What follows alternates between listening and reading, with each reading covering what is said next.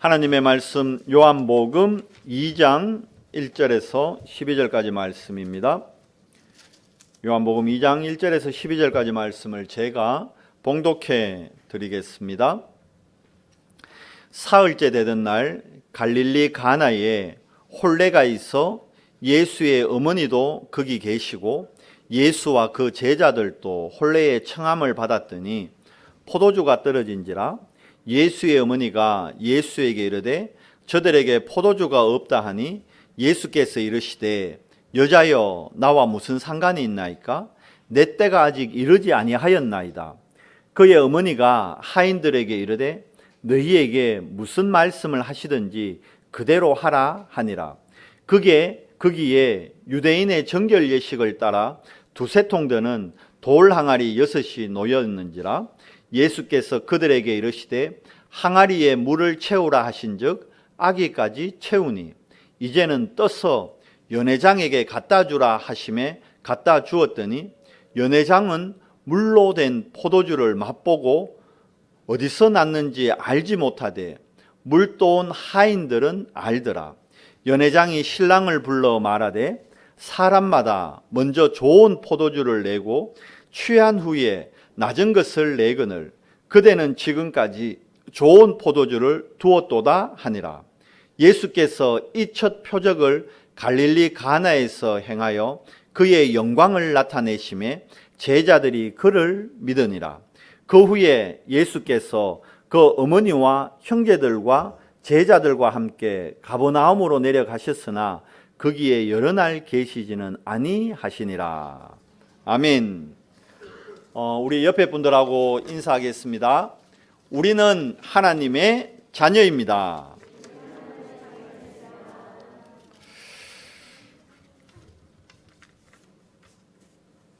오늘 우리가 읽은 본문은 가나의 이제 혼인잔치 이야기입니다. 그러면서 지난주 말씀드렸던데도 예수님께서 그 요한복음에는 행하신 7가지 표적이 나오는데 그 표적 중에 첫 번째 표적을 행한 곳이 오늘 이 가나의 혼인잔치예요.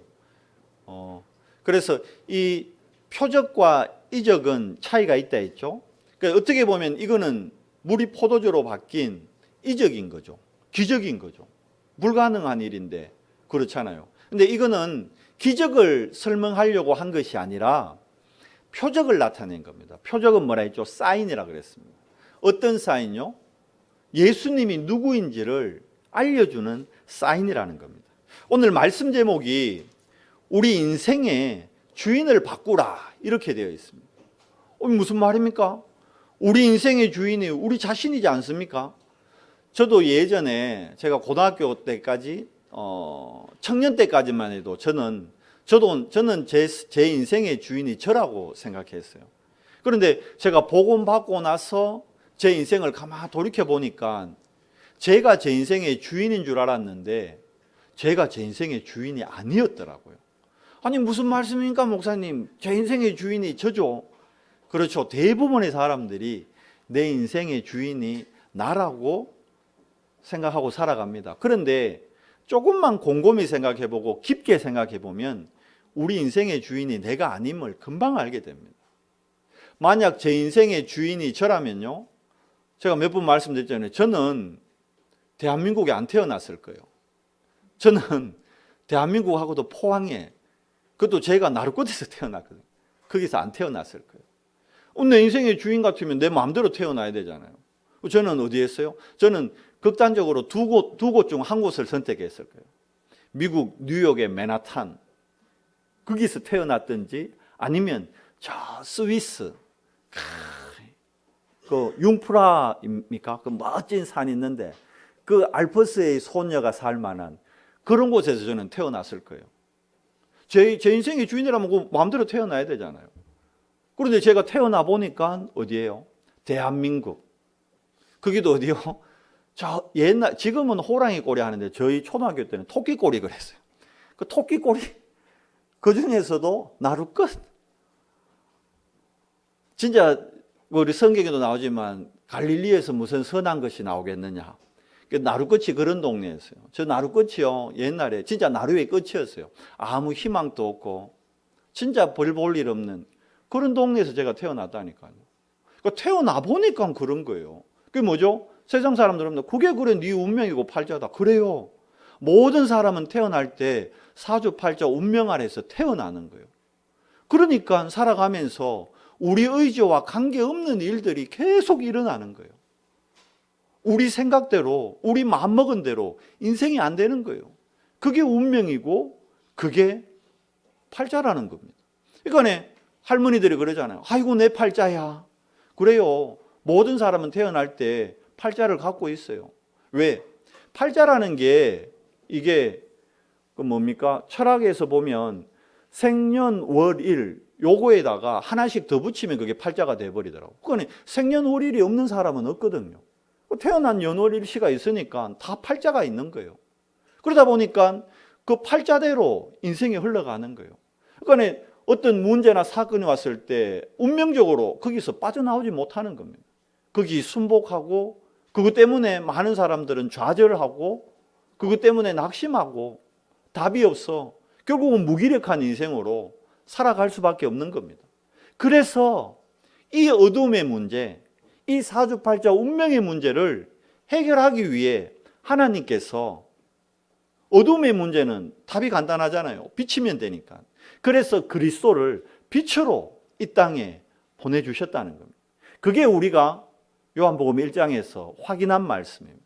그래서 그리스도는 빛으로 이 땅의 문제를 해결하신 빛으로 오셨습니다. 그럼 바꿔 얘기하면 빛 대신 그리스도를 뭐 하면요? 내 마음의 주인으로 영접하면 어떻게 돼요? 우리 운명이 바뀌는 겁니다. 사주팔자 운명에서 빠져나오게 되시는 겁니다. 분명히 말씀드리는데 여러분 그 연초되면 많은 사람들이 또 토정비결 보고 뭐 신년운세 보잖아요.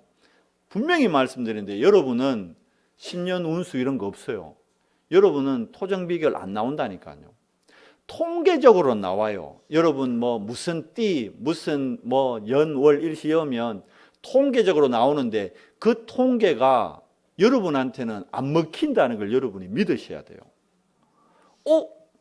우리 친구가 재미로 그 뭐 내 컴퓨터 전 본 거 보내왔던데요. 그거는 말 그대로 통계적으로 보낸 거고 내 인생에는 적용 안 되는 겁니다. 진짜 이게 궁금하시면 여러분 저 어딥니까? 저쪽 동네 해도에 그 동해 큰 시장 쪽에 점집에 가서 한번 물어보세요. 원래 내 운세가 어떤가 한번 가보시라니까. 근데 잘 들어가야 됩니다.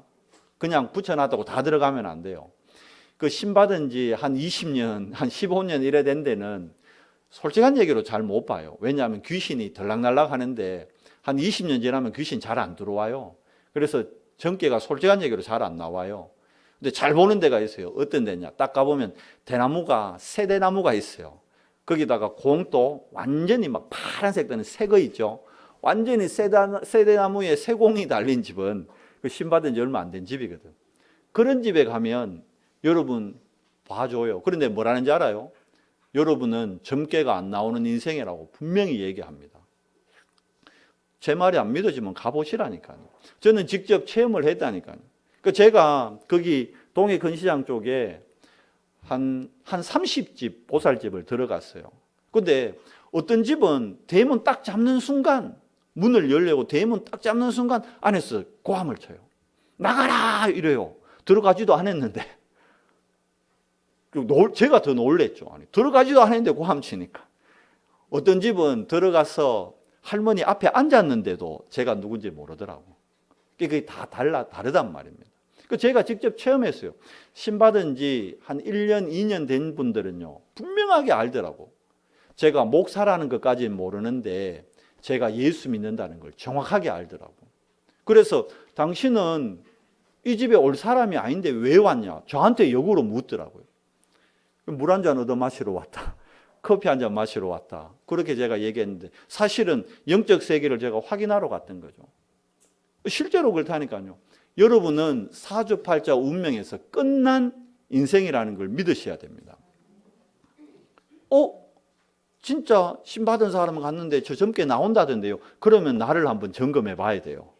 내 안에 진짜 예수님이 그리스도로 주인으로 계시는지, 여러분 안에 진짜 예수님이 그리스도로 주인으로 계시면, 다시 말하지만 여러분은 젊게 안 나옵니다. 사주팔자 운명 안 나오게 돼 있는 인생이에요. 그래서 우리는 어떤 인생요?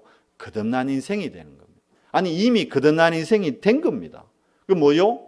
내가 예수 그리스도를, 우리가 예수 그리스도를 하나님의 성령의 은혜로, 지난주에 봤죠?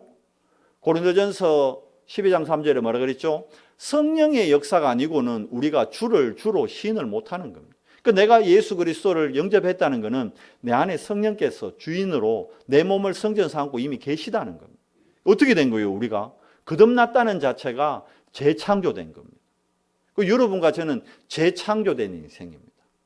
그런데 이 비밀을 모르는 사람들은 지금도 어디예요? 사주팔자 운명에 묶여서 살아가는 거예요. 그러니까 매년 연초되면 토정비결 봐야 되고 신년운을 봐야 되고, 또 그것 때문에 안 좋다 그러면 액땜 한다고 부적도 쓰고, 좀 더 크게 하면 푸닥거리도 하고 굿도 하고 해야 되는 겁니다. 많은 사람들이 내 인생의 주인이 내라고 착각하면서, 아니에요. 하나님 만나지 못한 인생은 그 주인이 어둠입니다. 사단입니다. 그래서 여기서 빠져나오는 길로 하나님이 빛 대신 그리스도를 보내셨습니다. 그 그리스도께서 오셔서 이제 공생의 사역을 처음 시작하신 현장, 거기가 오늘 우리가 읽은 가나라는 지역의 혼인잔치입니다. 어떻게 보면 성경은 봐요, 결혼으로 시작해서 결혼으로 끝나는 얘기가 성경에 계속 나옵니다. 창세기 1장에 보세요. 하나님이 천지를 창조하고 마지막에 아담을 만드셨어요. 그런데 아담이 혼자 독차하는 것이 외롭게 보여서 누굴 만듭니까? 하와를 만들었다니까요. 하나님은 처음부터 가정을 만드셨어요. 두 사람을 짝지으셨어요. 둘이 하나 되게 하셨어요. 결혼으로 창조는 완성이 된 겁니다. 그런데 하나님이 결혼을 창조로 완성시켰는데, 그 하나님의 창조된 완성 결혼을 누가 깨트립니까? 사단이, 창세기 3장으로. 그래서 하나님이 만들었던 첫 번째 결혼은 깨져버린 거예요. 어찌 보면 왜 예수님의 공생의 사역의 첫 시작을 가나 혼인잔치로 갔을까? 사단이 깨트려버린 결혼에 무너져버린 가정, 결혼의 본질을 그리스도께서 다시 회복시키려는 영적 의미가 있는 겁니다. 그래서 오늘 가나의 혼인잔치는 영적으로 중요한 표적이며 중요한 의미가 있는 겁니다. 그리고 여러분 보세요. 요한계시록 마지막에 보면 그리스도가 우리의 신랑 되시고 우리는 신부라 그러잖아요. 그 계시록 마지막에도 뭐로 끝나죠? 천국 혼인잔치로 이야기가 끝납니다. 그래서 성경은 보세요. 결혼으로 시작해서 결혼으로 끝나는 얘기예요. 어떻게 보면 성경은, 어떤 신학자는 웨딩 스토리다, 그렇게 얘기하는 신학자도 있습니다.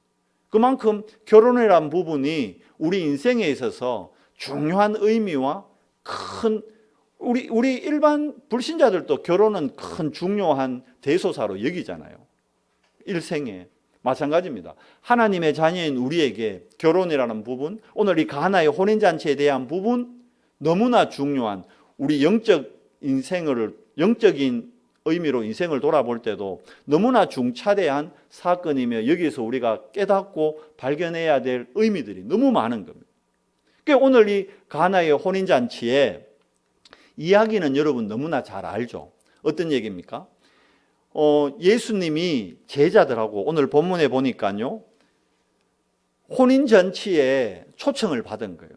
그러니까 아는 집이에요. 그것도 그냥 아는 게 아니고 아주 잘 아는 집이에요. 어느 정도냐? 마리아가, 예수님의 어머니인 마리아가 먼저 가서 그 혼인잔치에서 음식 만들고 이러는데 도와줄 만큼, 그만큼 친분이 있는 집이에요. 외경이라고 있어요. 성경이 아닌 외경. 뭐냐 하면 우리는 성경을 66권으로 딱 인정해서 66권 안에 있는 말씀만 하나님의 말씀으로 인정하잖아요. 그런데 카톨릭에서는, 천주교에서는 성경 66권 외에 이 안에 우리가 일반적으로 보는 성경 외에 또 다른 성경이 있어요. 외경이라고. 이제 그 외경이 열몇 권이 있는데 그 중에 이 가나 혼인잔치에 대해서 설명한 책들이 또 있어요. 어떤 학자들은 그걸 토대로 해서 이 혼인잔치가 요한의 결혼식이었다, 이렇게 얘기하는 학자도 있는데 그거는 뭐 확인된 바 아니에요. 하여튼 어찌됐든 예수님 또 잘 아는 집이고 마리아가 가서 일을 도와줄 만큼 그렇게 친분이 있는 집의 혼인잔치인 겁니다. 그러니까 여기에 가서 지금 이제 일어난 일이에요. 우리가 이 혼인잔치에서 오늘 사건을 이해하려면 유대인들의 결혼에 대해서 조금 이해를 해야 됩니다. 유대의 결혼 방식은, 유대인들의 결혼은 우리나라하고 약간 달라요. 그러니까 유대인들은 어릴 때 부모들이 먼저 약혼을 합니다. 그러니까 우리는 당사자들끼리 만나 약혼하잖아요. 그런데 유대인들은 부모들이 약혼을 해요. 쉽게 얘기하면 이제 우리 김정인 집사님하고 주지연 집사님이 서로 탁 만나가지고 탁 가만히 지켜보지. 규지가 아이가 참 괜찮네. 주 집사님은 가만히 아이고 저 하율이가 참 괜찮네. 이래 돼 가지고 두 분이 약혼을 시키는 거예요. 어릴 때 규진이하고 하율이를 약혼을 딱 시킨단 말이에요. 그래서 이스라엘은 약혼으로 시작이 됩니다. 어릴 때. 본인 의지하고 관계없어요. 그러다가 이제 두 자녀가 장성해서 이제 성인이 되잖아요. 성인이 되고 나면 이제 확인을 하는 거예요. 자, 우리 어릴 때 이제 김 지사님 묻는 거예요. 주지사한테. 우리 어릴 때 우리 규지하고 하일이 우리 약혼시켰잖아. 그러면 이제 이 두 사람 결혼시켜야 될 거 아니냐. 그때까지 성인이 되고 난 다음에도 변함이 없으면 그래, 그대로 하자. 그래 되면 이제 실질적으로 이제 부모님들은 빠지고 당사자들끼리 만나게 하는 거예요. 그게 뭐냐? 부모의 약혼 다음에 순서가 뭐냐? 그걸 보고 정혼이라 그럽니다. 정혼. 들어보셨죠? 봐요. 마리아가 요셉과 정혼한 후에, 성경에 분명히 그래 되어 있습니다. 결혼이라 안 되어 있어요. 마리아가 요셉과 정혼한 후에, 요건 뭐냐 하면 이제 약혼의 시간이 지나고 난 다음에 당사자들이 성인이 돼서 직접 만난 거예요. 두 사람이 만나서 서로 결혼을 약속하는 거. 그게 정혼입니다. 그러니까 요셉과 마리아가 성인이 되고 난 다음에 둘이 만나서 결혼을 하기로 약속을 한 거예요. 그게 정혼입니다.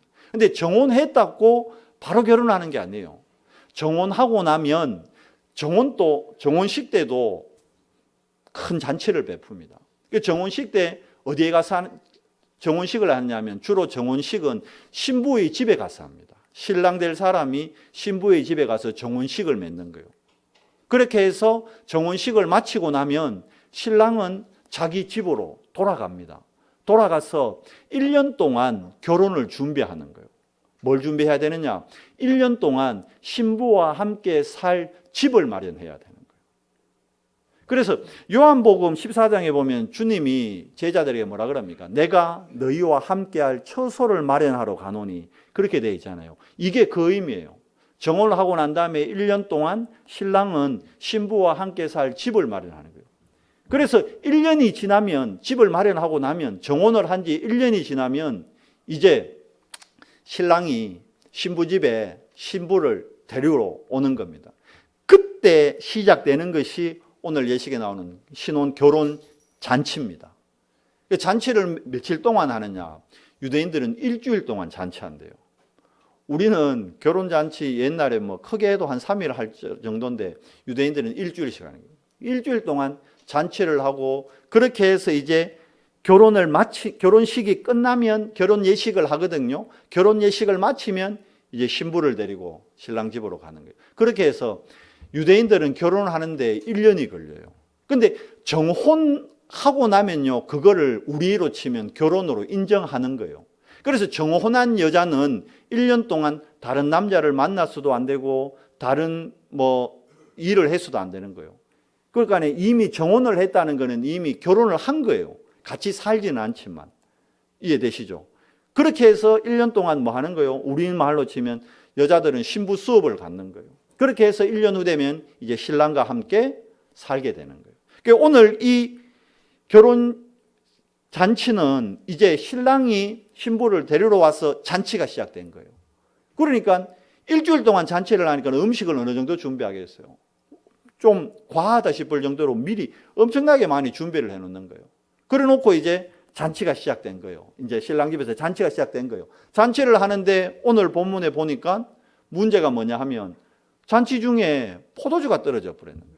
그러니까 이스라엘의 결혼 잔치에 있어서 포도주는 우리나라도 왜 결혼식 때 되면 막 저 어릴 때 제가 저희 포항에서 못 봤는데 저희 큰 집에 가면 집에서 결혼식 하는 분들이 있더라고. 그래가지고 마당에 뭡니까 이렇게 진짜 천막 쳐놓고 그죠? 그 마당에 진짜 막 뭡니까 멍석 쫙 여러 개 깔아놓고 상을 막 한 20개 피워놓고 진짜 온 동네 사람 와서 막 계속 축하한다고 먹고 돼지 잡고 거기다가 절대 빠지면 안 되는 게 뭡니까 막걸리 막 진짜 막 어마어마하게. 그 저 어릴 때 한 10살 이 정도 됐을 때 제가 그 결혼식 가서 제가 10살 때 막걸리도 먹어봤다니까. 그렇게 잔치를 하잖아요. 그러니까 우리나라 결혼식에 막걸리가 빠지면 안 되듯이 결혼식에 술 떨어지면 왜 됩니까? 난리 나거든. 마찬가지예요. 이스라엘에서 포도주는 결혼식에 반드시 있어야 되는. 만약 포도주가 떨어졌다? 너무 이거는 진짜 혼주 입장에서 당황스러운 일이에요. 경상도 말로 이건 우사스러운 일이 되푸는 거예요. 넘사스러운 일이 되는 거예요. 그러니까 포도주 떨어지면 큰일 나는 거라. 그런데 포도주가 떨어져 버렸어. 그래서 포도주가 떨어지니까 지금 오늘 본문에 보니까 어떻게 되느냐. 포도주가 떨어지니까 그 집에서 얘기했죠. 음식을 만들고 일을 돕던 마리아가 예수님을 딱 찾아온 거예요. 예수님은 이제 손님으로 가서 거기 지금 청함을 받고 축하해 주러 제자들하고 손님으로 가서 앉아 있다니까. 있는데 거기에 마리아가 와서 얘기하는 거예요. 뭐라고요? 예수님께 얘기하는 거예요. 예수야, 지금 포도주가 떨어졌다. 이거 어떻게 해야 되냐? 이 말은 예수님 보고 야, 예수야, 너 가서 포도주 좀 사올래? 이게 아니에요. 어떤 얘기입니까? 마리아는 이미 알고 있었어요. 오늘 그래서 제가 지금 세 단락으로 나눴는데 첫 번째 단락이 뭐냐? 마리아의 믿음입니다. 무슨 말이냐? 마리아는 알고 있었어요. 뭘 알고 있습니까? 자기 아들인 예수가 그리스도이심을 이미 알고 믿고 있었어요. 왜요? 본인이 요셉하고 정혼만 했어요. 다시 말씀드리지만 정혼한 거는 결혼식을 안 가졌기 때문에 육체의 관계를 가지지 않은 상태예요. 그런데 정혼만 하고 그러면 뭐예요? 요셉이 돌아갔는데 어느 날 배가 부른 거예요. 뭐요? 임신을 하게 된 거예요. 잉태를 하게 된 거예요. 분명히 요셉과 잠자리를 가지 않았는데 뭐죠? 천사가, 그래서 깜짝 놀랄 때 천사가 와서 얘기했다니까요. 직접 천사가 마리아에게 얘기했습니다. 하나님이 성령으로 너에게 아이를 주신 거다. 그분은 메시아이시다. 메시아가 다른 말로, 메시아는 구약의 히브리어고 헬라어로 하면 그게 그리스도입니다. 메시아, 그리스도 같은 말이에요. 네 태중에 있는 그 아이가 메시아다. 그리스도라는 거예요. 마리아 자신은 아는 거죠. 그래서 마리아는 이미 예수님이 태어날 때부터 알고 있었던 거예요. 자기가 육신의 어머니지만 이 아이는 나의 아들이 아니라 하나님 나라의 일을 완성시킬 메시아시다. 알고 있었던 거예요. 어릴 때부터 유심히 봤겠죠. 예수님이 자랄 때 그냥 자라지 않았잖아요. 여러분 누가복음 2장 52절에 보면 예수님이 성장했는 과정을 성경 구절로 되어 있잖아요. 뭐라 되어 있습니까? 예수님이 자라매 어떻게 해요? 하나님과 사람들 앞에서 사랑스럽게 지혜롭게 성장했다. 그러니까 하나님과 사람들 앞에서 하나님이 주는 지혜로 자라는 것을 마리아는 어릴 때 예수님을 양육하면서 이미 봤던 거예요. 알고 있었던 거예요. 그러면서 자기 아들이지만 이분이 메시아고 이분이 그리스도라는 걸 알았기 때문에 포도주가 떨어지는 중차대한 문제가 발생하자마자 예수님께 간 거예요. 그렇게 해서 예수님에게 얘기한 겁니다. 지금 포도주가 떨어졌다. 그러니까 예수여, 당신이 이 문제를 좀 해결해 달라. 그런데 보세요. 예수님이 그러면 그래야 될 거 아니에요. 우리 같으면 왜 합니까? 엄마는 꼭 바쁜데 내한테 꼭 이런 일 시키냐. 그러든지 아니면 다르게 얘기해야 되는데 오늘 그런데 좀 생뚱맞은 답이 나옵니다. 3절에 포도주가 떨어진지라 예수의 어머니가 예수에게 이르되 저들에게 포도주가 없다 하니 4절 말씀 잘 봐요. 예수께서 이르시되 뭐라 돼 있죠? 여자여, 이런 부르사기 어디서 엄마를 보고 지금 뭐라 그래요? 어머니 그래야 되는데 뭐라 그래요? 여자여, 나와 무슨 상관이 있나이까? 아직 내 때가 아직 이르지 아니하였나이다. 아니 이게 뭔 말이에요? 이게 뭔 말? 아니 포도주 좀 떨어졌다고 엄마가 포도주 떨어진 걸 문제를 가져와서 이것 좀 해결해 달라는데 대뜸 하는 말이 여자여 이럽니다. 이 여자여 이게 헬라어로 무슨 이게 원어로 히브리어로 뭐냐면 귀나이 이런 뜻입니다.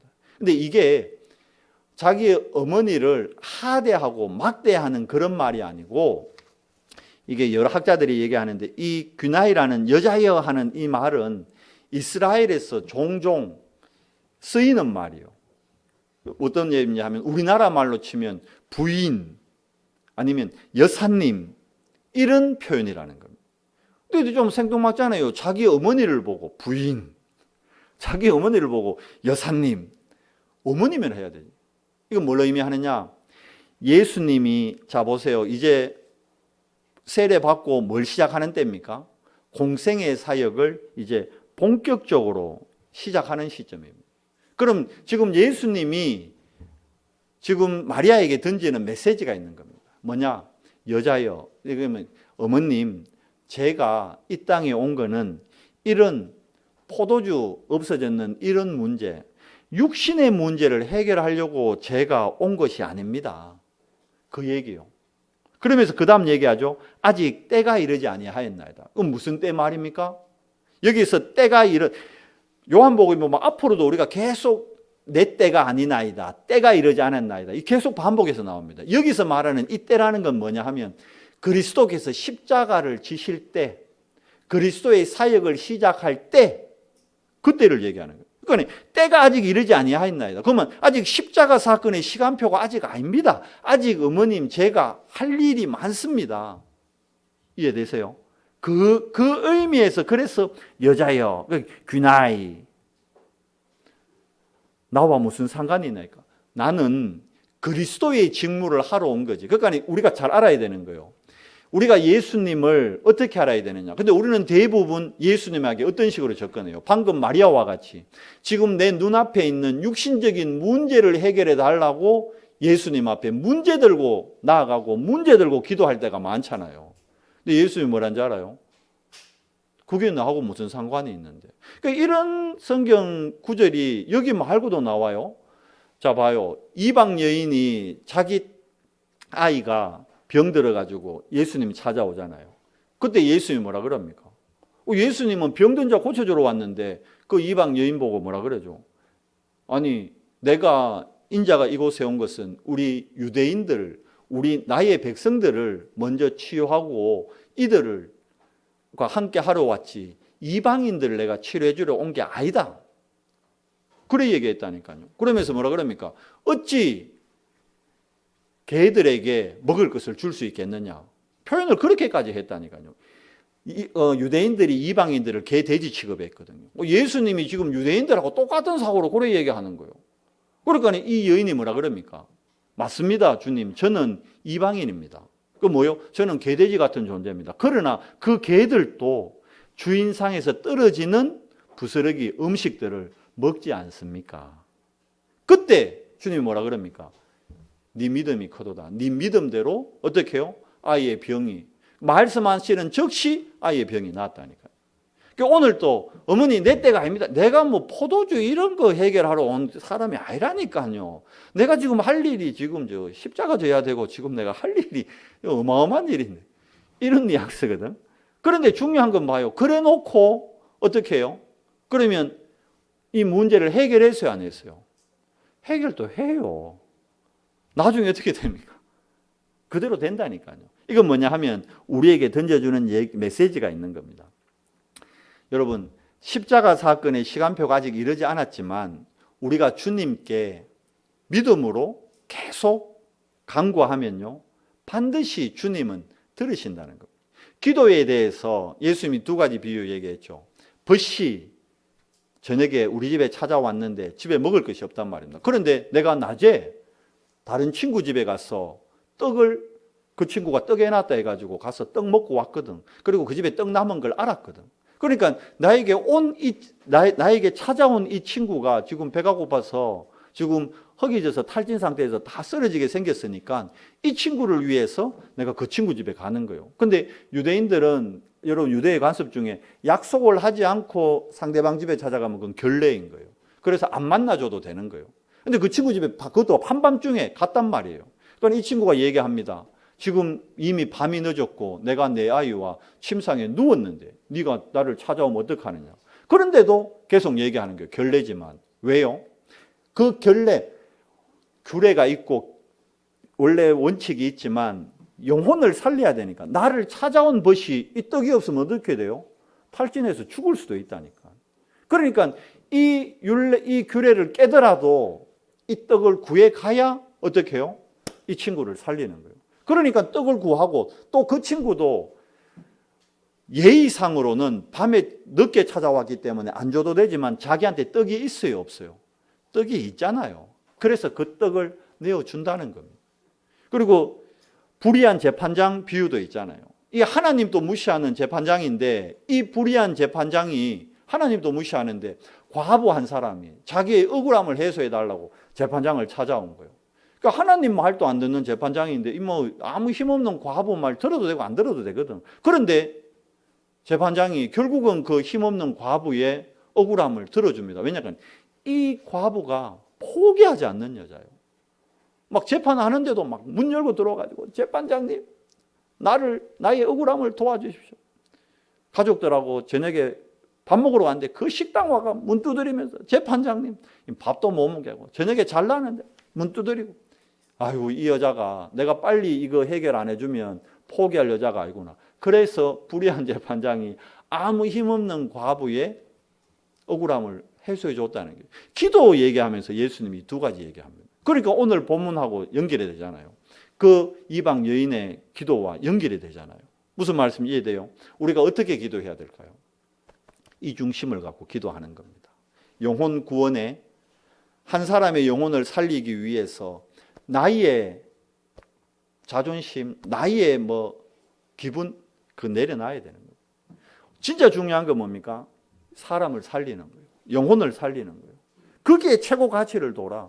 그러니까 주님이 봐요. 제자들하고 예수님이 분명히 율법을 폐하러 온 게 아니고 율법의 완성자로 왔는데 겉으로 보이기에는 율법을 깨트린 일을 너무 많이 했어요. 어떻게 했습니까? 안식일 날 손 마른 자를 고쳐버렸다니까. 예수님의 제자들 안식일 날 뭡니까? 그 이삭을 가져다가 깨가지고 껍질을 벗겨가지고 음식에 먹어버렸다니까. 그러니까 사람들이 보기에는 예수님은 안식일을 깨트리는 율법을 폐하는 사람같이 보인다니까요. 근데 그 모든 게 뭡니까? 율법보다 더 중요한 게 뭐라는 거예요? 복음. 복음은 뭡니까? 사람 살리는 거다. 그러면 야 안식일은 그럼 병원에 안 가야 되냐? 안식일은 그럼 약국 안 가야 되냐? 이 말하고 똑같은 거거든요. 안식일이라도 아프면 사람이 병들어 죽게 생겼으면 배고파 죽게 생겼으면 행해야 된다는 거예요. 그게 뭐죠? 율법보다 더 중요한 것이 복음이다. 그렇다고 그러면 복음이기 때문에 안식일을 막 마음대로 해라. 그건 아니죠. 하나님께 더더욱 집중함으로 율법을 지킬 수 있는 힘, 그걸 안식일에 공급받는 거예요. 그 힘을 공급받는 거예요. 그래서 지금 마리아에게 얘기한 겁니다. 여자여 나와 무슨 상관이 있나이까? 이 뭐죠? 나는 육신의 문제를 해결하고 온 건 아니다. 그리고 아직 내 때가 이르지 않았다. 십자가 사건의 시간표가 아직 아니다. 그랬는데도 마리아는 봐요. 자기 아들이 우리 같으면 뭐라 그럽니까? 아들이 조금만 그러면 좀 섭섭해가지고 시험까지 나이고 우리말로 뭔가 삐져쁘지. 아들이 너무 섭섭한 말하면 삐진다니까. 저도 다인이가 내한테 뭐라 하면 삐지더라니까. 다인이도 저 때문에 삐지지만 지도 내한테 섭섭하면 나도 삐지더라니까. 삐진다니까. 근데 마리아는 삐치지 않았어요. 여자여 이라는데도. 뭐죠? 믿는 거요. 그러니까 뭐라 그럽니까? 하인들에게 바로 얘기합니다. 저 예수님에게 가서 무슨 말을 하시든 어떤 말씀을 하든 그대로 하라. 근데 여기서 더 중요한 건 마리아의 믿음과 함께 하인들의 자세입니다. 이게 하인들의 자세가 어떻게 되죠? 그대로 순종하는 겁니다. 그러면서 뭐라 그럽니까? 저기 예수님이 얘기합니다. 드디어 이제 안 해줄 거다 이래놓고는 돌아서서 10분도 안 돼서 해주는 거예요. 뭐라 그럽니까? 하인들 보고. 자, 그러면 저 집 항아리, 집 문 앞에 있는 저 정결 예식에서는 저 돌 항아리 6개 있었어요. 거기에다가 물을 채우라. 뭐냐면 얘기했잖아요. 유대 지방에는 그 관습 중에 하나가 외출하거나 밖에 나갔다가 들어올 때 되면 집에 들어갈 때 손발을 씻는 거예요. 집 안에 들어가기 전에. 현관에서. 이해되죠? 그래서 집 대문 앞에 뭐가 있냐 하면 손발을 씻을 수 있는 돌 항아리가 있는 거예요. 여러분 봐요. 성막에 지성소 들어가기 입구에 뭐가 있었죠? 물두멍이 있었어요. 그게 뭐냐면 대제사장이 성소에 들어가기 전에 자기의 모든 죄를 씻는다는 의미로 손을 씻는 물두멍이 있었다니까. 이 관습이 그대로 유대인에 있는 거예요. 그래서 자기가 밖에서 지었는 모든 죄를 씻고 들어간다, 정결케 한다는 의미로 모든 집 앞에는, 집문 앞에는 돌 항아리가 있는 거예요. 그 물을 채워놓는 거예요. 그 물을 가지고 씻는 거예요. 근데 이미 잔치집에 사람들이 꽉 들어왔으니까 들어가면서 거기서 다 씻었을 거 아니에요. 그러니까 돌 항아리에 물이 있을까요? 없죠? 다 비어 있죠. 그러니까 그 빈 항아리에 예수님이 하인들 보고 저기 돌 항아리 6개에다가 물을 갖다 부으라는 거예요. 근데 하인들이 뭐 그거는 시키니까 하인이니까 얼마든지 할 수 있어요. 거기까지는 했어요. 동아리에 물을 채워서 어디까지? 입구까지 찰랑찰랑 넘치도록 물을 다 채웠어요. 근데 문제는 그 다음입니다. 뭐라 그럽니까? 그러면 이제 그 돌 항아리에 있는 물을 떠서 연회장에 가다 줘요. 여기서 연회장은 사람입니다. 이 결혼식 안에 있는 여러 사람이 아니고 이 결혼식을 결혼 예식이 있죠. 예식을 주관하는 담당자, 예식을 담당하는 담당자, 그게 연회장입니다. 연회장에게 갖다 주라. 근데 봐요. 하인들이 생각들이 있잖아. 하인이 로봇가 아니잖아요. 생각하는 사람들이잖아. 자기가 물떠가 분명히 그 돌 항아리 부었거든. 그건 분명 물 항아리거든. 그런데 그 물을 떠서 이건 눈 가리고 아웅하는 거죠. 연회장한테 이거 포도주라고 갖다 주라는 거예요. 아니, 연회장이 아직 술이 덜 챘어. 제정신이 좀 있단 말이야. 그러니까 막 보고 연회장이 완전 막 해가 깔라깔라깔라되고 완전히 취했으면 이게 물을 떠다가 줘도 되겠는데, 뭐 연회장이 멀쩡해. 근데 거기다가 물을 떠다 갖다 주라는 거예요. 갖다 줬다가 왜 됩니까? 잘못하면. 연회장한테 누가 욕먹어요? 갖다 주는 하인이 잘못하면 뼈 맞는 거예요. 그렇잖아요. 그 식당에 가면 여러분 봐요. 그 종업원들은 사실 고용된 사람이 주인 아니잖아요. 그러면 뭐 음식 같은 데서 뭐가 잘못 나왔다 그러면 누굴 불러야 돼요, 우리는? 주인을 불러야 되는데 막 사람들은 종업원한테 막 욕한다니까. 아니, 여 머리카락이 나오고 여 뭐 이게 뭐야 이게. 종업원도 할 게 그러면 종업원 보고는 그죠? 주인 좀 오라 하세요. 이래야 되잖아. 근데 대부분의 사람들이 막 종업원한테 막 이러고 좀 심한 사람은 종업원 때리기도 하고 이런다니까. 그런 뉴스 보셨잖아요. 지금 하인들이 그 수모를 당할 상황이라. 여러분 같으면, 여러분의 하인이라면 지금 그런 상황인데 물을 떠서 연회장한테 갖다 줄 수 있겠어요? 못 갖다, 저 같으면 안 갖다 줘요. 눈치 싹 보고 도망가 본다니까. 딱이 맞게 생겼는데 도망가야지. 그런데 이 하인들이 그대로 예수님의 말에 뭐 했죠? 순종하는 겁니다. 여러분, 순종은 언제 할 수 있습니까? 내 생각을 버려야 순종할 수 있어요. 이건 갈라디아 2장 20절을 우리에게 얘기하는 겁니다. 나는 십자가에서 죽고 내 안에 누가 사시는 거예요? 그리스도께서 나의 삶을 대신 사는 겁니다.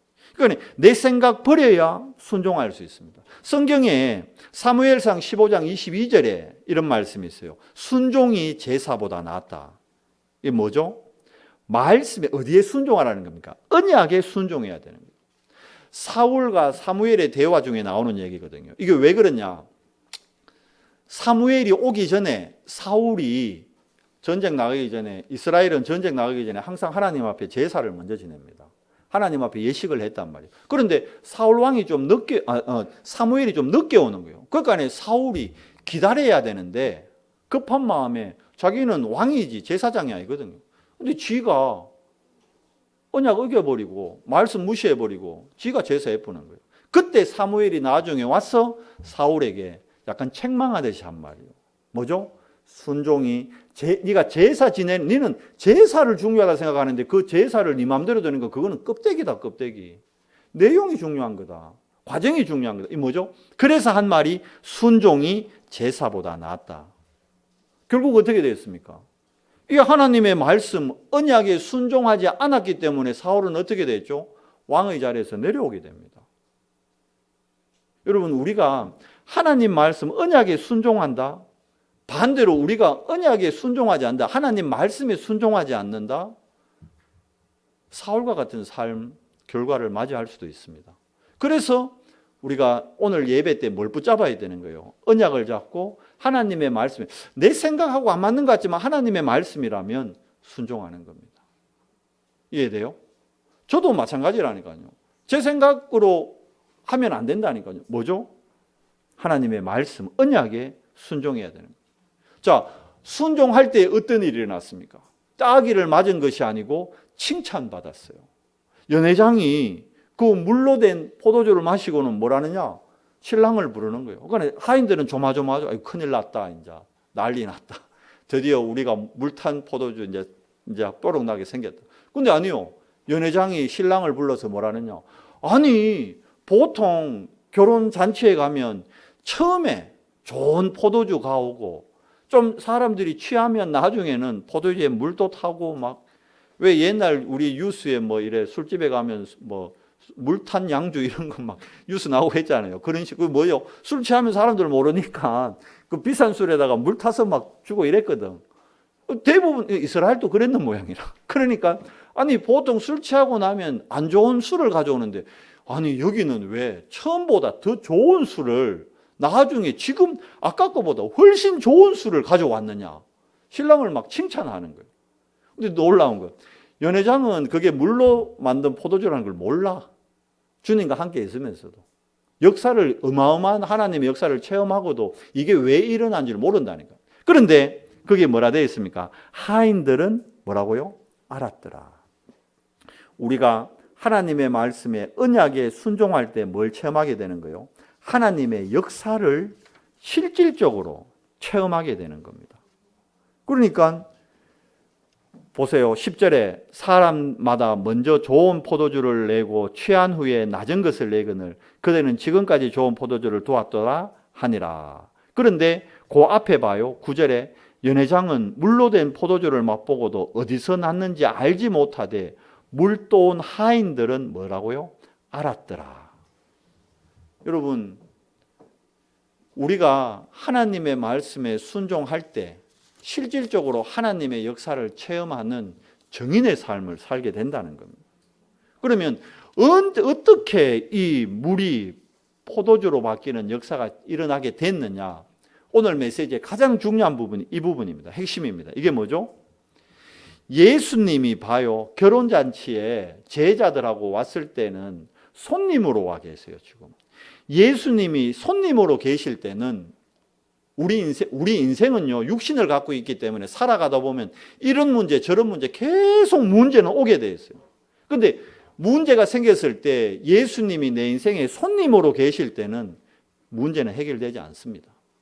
그런데 언제 문제가 해결됐습니까? 예수 그리스도가 이 결혼잔치에 뭐가 될 때요? 주인이 될 때. 예수 그리스도가 내 인생의 주인이 될 때 어떻게 해요? 문제가 답이 되어버리는 거예요.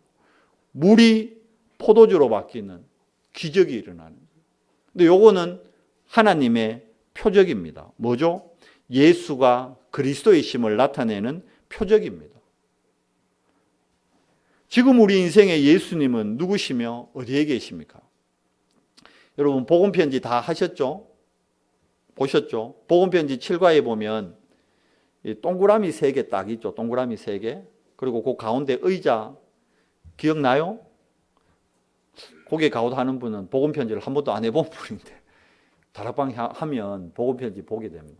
거기에 보면 그림의 첫 번째 그림 자연인 이래가지고 어떻게 되어 있죠? 그 마음의 주인 십자가의 마음의 주인인 의자에 누가 앉아 있습니까? 사단이 딱 주인으로 앉아 있다니까요. 불신자들은 여러분 아까 얘기했죠. 사주팔자 운명에 묶인 불신자들은 그 마음의 주인이 마음의 의자에 누가 앉아 있냐? 사단이 앉아 있습니다. 그런데 예수님을 영접은 했는데 두 번째 그림을 보면 예수님은 영접은 했는데 육에 속한 자들은 구원은 받았는데 그 마음의 주인에 예수님이 앉아 있는 게 아니고 아직 내가 딱 주인으로 앉아 있는 거예요.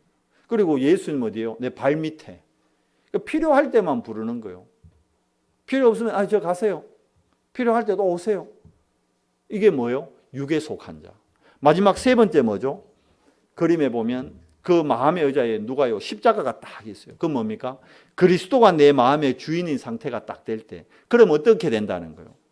우리 인생에 여러분 말씀드리면 문제는 항상 오게 되어 있습니다.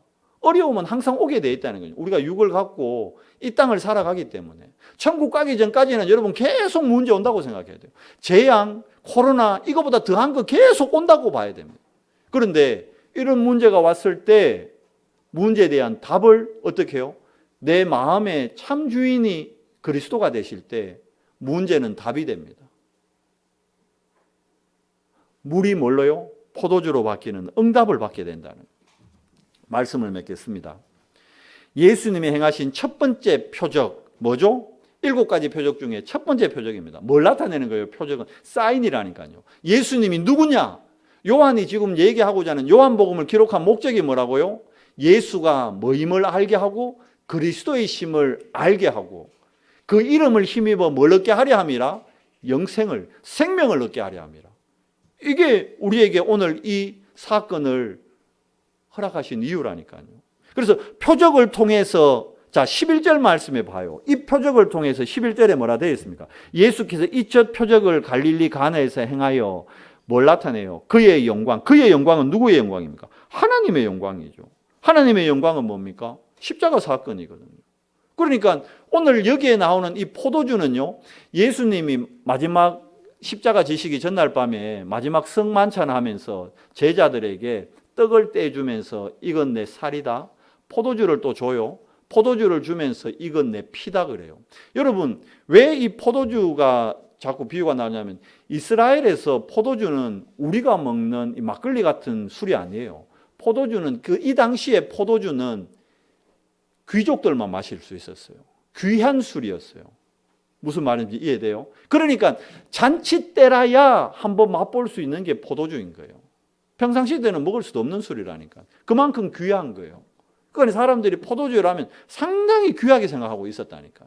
그런데 예수님이 마지막에 그 제자들에게 포도주를 주면서 뭐라 그럽니까? 이거는 내 뭐라 그러죠? 직접 피라. 포도주가 피로 됐다는 것이 아니라 그리스도의 생명의 보혈의 능력, 그걸 상징을 하는 겁니다.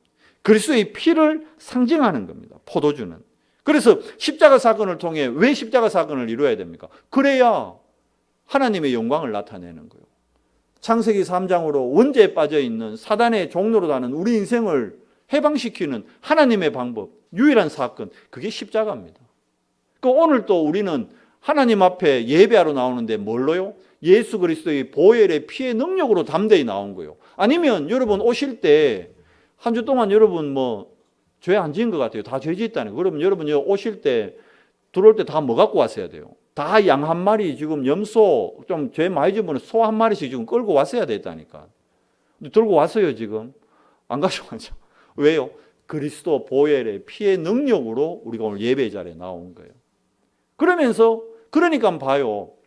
양을 사와야 되는데 그리스도의 보혈의 피로 왔잖아요. 그러니까 그게 감사하니까 뭐 하는 거예요? 예배 때마다 헌금을 하는 거예요. 예물을 드리는 거예요. 엄밀히 얘기하면 여러분이 오늘 좀 죄 많이 지은 사람은 진짜 소 한 마리 지금 송아지 갖고 왔어야 됐다니까. 그걸 안 가져왔으니까 뭐 하는 거예요? 하나님한테 헌금하는 거예요. 그러니까 예배 때마다 헌금하는 이유는 왜냐하면 내가 죄를 안 짓고 진짜로 살았다면 괜찮은데 여러분 한 주 동안 어떤 주는 좀 가벼운 죄 지을 수 있지만 어떤 주는 진짜 좀 놀라운 죄를 짓고 올 때도 있잖아.